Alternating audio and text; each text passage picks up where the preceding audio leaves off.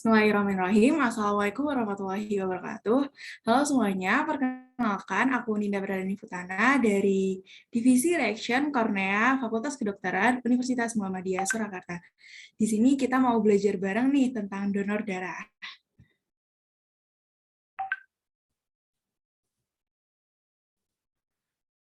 Next.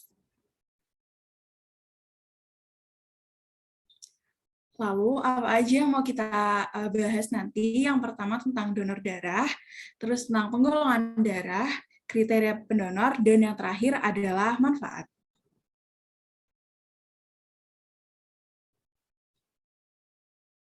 Jadi, apa sih donor darah?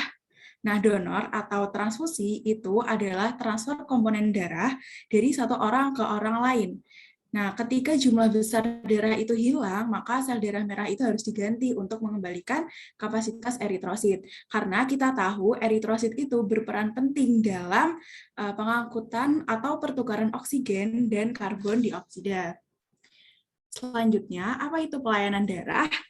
Pelayanan darah itu merupakan upaya pelayanan kesehatan yang memanfaatkan darah manusia sebagai bahan dasar dengan tujuan kemanusiaan dan tidak ditujukan untuk komersial.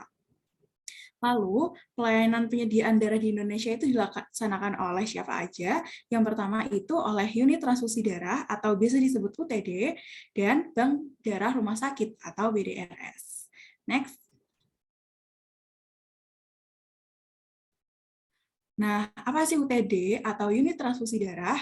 Nah, UTD itu dia memiliki tugas untuk menyelenggarakan, menyediakan, dan mendistribusikan darah dari pendonor. Nah, UTD ini hanya diselenggarakan oleh beberapa pihak saja. Yang pertama ada pemerintah. Nah, pemerintah itu di sana berbentuk unit pelayanan di rumah sakit milik pemerintah. Yang kedua ada pemerintah daerah, dan yang ketiga adalah PMI. Tugasnya apa saja sih? Tugasnya untuk menjamin ketersediaan darah dan melakukan pembinaan dalam perekrutan donor darah sukarela.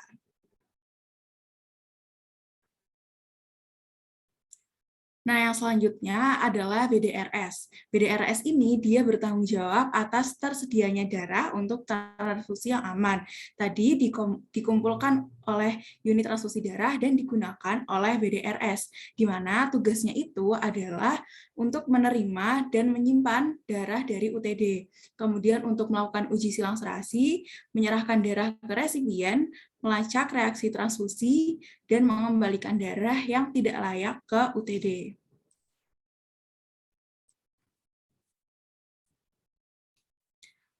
Nah, next, bagaimana sih penggolongan darah itu? Penggolongan darah itu salah satunya itu dengan penggunaan sistem ABO. Nah, golongan darah sistem ABO itu ditemukan oleh Karl Landsteiner. Penggolongan darah ini didasarkan pada dua komponen. Yang pertama adalah aglutinogen dan yang kedua adalah agglutinin pada darah. Agglutinogen itu apa sih? Agglutinogen itu adalah antigen yang menempel di permukaan eritrosit. Ini agglutinogennya. Kemudian yang kedua, apa itu agglutinin? Agglutinin itu merupakan antibodi yang letaknya di plasma, jadi tidak menempel pada eritrosit. Nah, untuk jenis golongan darah, yang pertama itu ada golongan darah A. Golongan darah A di mana memiliki antigen A yang menempel di permukaannya dan antibodi anti B.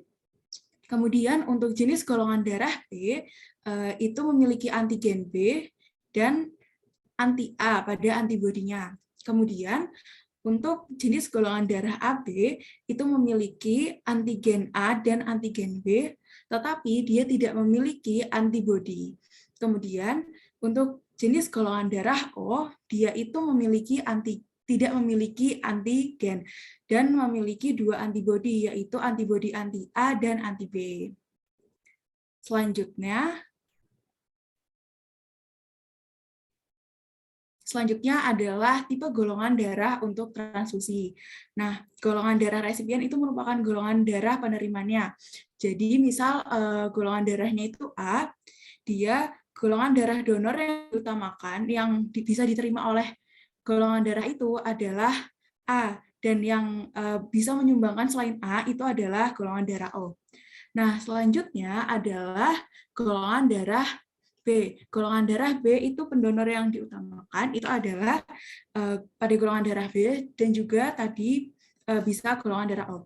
Selanjutnya adalah golongan darah AB. AB ini dapat didonorkan dari AB, kemudian A, B, dan O. Karena golongan darah AB ini merupakan resipien yang universal. Selanjutnya adalah golongan darah O. Dia didapatkan dari golongan darah O sendiri, dan tidak ada golongan darah lain yang dapat mendonorkan ke golongan darah O ini, karena golongan darah O ini biasa disebut donor yang universal, di mana dia dapat mendonorkan ke segala jenis golongan darah. Next. Nah, lalu alur pelayanan donor darah. Bagaimana sih alurnya? Yang pertama itu adalah rekrutmen dan seleksi donor. Kemudian setelah terjadi rekrutmen, akan dilakukan pengambilan darah donor, kemudian dilakukan pemeriksaan laboratorium. Setelah dilakukan pemeriksaan, akan dilakukan pengelolaan komponen darah. Nah, setelah ini dia disimpan, dilakukan penyimpanan atau disimpan di UTD. Kemudian ketika dibutuhkan, maka BDRS akan meminta ke UTD. Nah, kemudian didistribusikan dan diperiksa lagi di laboratorium, kemudian baru diberikan kepada pasien yang membutuhkan. Setelah itu, setelah diberikan kepada pasien yang membutuhkan, maka akan dilanjutkan dengan monitoring pasien selama transfusi. Kemudian dilakukan lagi monitoring pasca transfusi, dan yang terakhir adalah evaluasi proses transfusi. Selanjutnya adalah penggolongan darah yang selanjutnya, yaitu penggolongan darah resus. Apa itu penggolongan darah sistem resus? Sistem resus itu penggolongan di mana nama resus atau RH itu, untuk fun fact aja, ini didapatkan dari nama monyet resus. Nah, selanjutnya, orang-orang yang memiliki antigen RH atau resus pada eritrositnya, maka itu disebut dengan atau dianggap yang memiliki resus positif atau RH+. Nah, selanjutnya, jika tidak ada RH atau resus pada eritrositnya, maka dianggap mempunyai RH yang negatif. Nah, orang dengan RH negatif ini, dia tidak akan membentuk antibodi anti-RH, kecuali dia telah terkena atau diberikan antigen RH. Jika diberikan darah RH positif, yang negatif tadi, maka akan merangsang produksi antibodi anti-RH, di mana reaksi transfusi akan muncul setelah transfusi yang kedua. Nah, reaksi ini akan menyebabkan kematian pada pasien karena perbedaan tadi. Nah, ini untuk golongan darah RH+, itu dia aktif pada serum anti-D.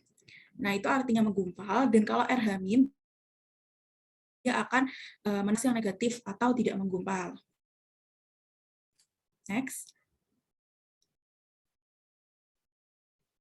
Selanjutnya adalah kriteria pendonor. Apa aja sih syarat buat donor darah itu?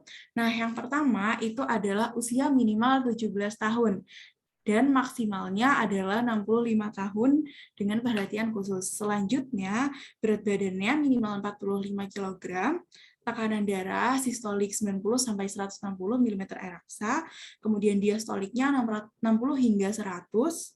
Kemudian perbedaan sistolik dan diastolik itu lebih dari 20. Kemudian untuk denyut nadinya itu 50 hingga 100 kali per menit. Suhu tubuhnya 36,5 hingga 37,5. HB atau hemoglobin dalam darahnya itu sekitar 12,5 hingga 17. Kemudian yang ketujuh adalah interval sejak penyumbang terakhir itu atau jaraknya itu adalah 2 bulan. Dan yang terakhir itu merupakan frekuensi penyumbang darah. Untuk laki-laki itu 6 kali per tahun, dan untuk perempuan itu 44 kali per tahun. Next. Nah, selanjutnya adalah jenis pendonor. Yang pertama itu adalah donor sukarela.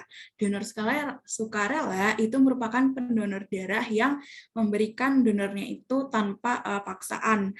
atau tanpa imbalan gitu.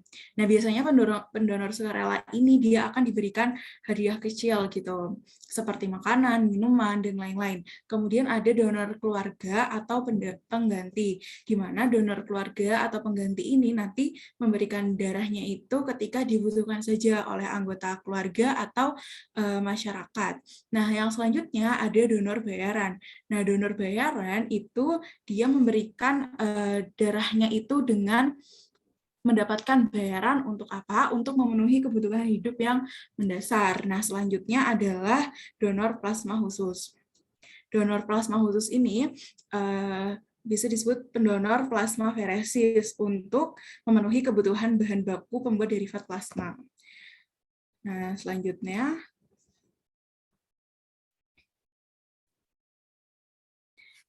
adalah manfaat dari donor darah. Yang pertama adalah manfaatnya itu adalah perbuatan sosial dengan menolong sama, maka itu akan menimbulkan kebahagiaan baik dari pendonor maupun yang diberikannya atau yang didonorkan. Kemudian yang kedua adalah kepuasan batin. Yang ketiga, donor darah itu nanti akan mendapatkan pemeriksaan darah secara rutin seperti tekanan darah, kadar Hb, kemudian kemungkinan tertular HIV dan hepatitis. Selanjutnya adalah menjaga kadar zat besi agar dalam keadaan normal. Selanjutnya yang kelima, manfaatnya adalah memacu sel darah baru dalam sumsum tulang sehingga kapasitas pengangkutan oksigen lebih baik. Nah, memacu sel darah itu nanti sel darahnya terus diperbaharui agar dalam kondisi lebih baik gitu. Next. Nah, bertepatan dengan tanggal 14 Juni, yaitu Hari Donor Darah Sedunia, di mana Hari Donor Darah Sedunia itu bertujuan untuk meningkatkan kesadaran masyarakat untuk mendonorkan darah secara teratur dan mengapresiasi pendonor darah atas penyumbangan darah secara teratur bagi pasien yang membutuhkan. Nah, di sini kami mengucapkan terima kasih kepada pendonor yang setia mendonorkan darahnya setiap tahun, dan jangan lupa teman-teman untuk mengikuti donor darah setiap tahunnya agar kita lebih sehat lagi dan memberikan manfaat yang banyak bagi sekeliling kita yang membutuhkan. Next.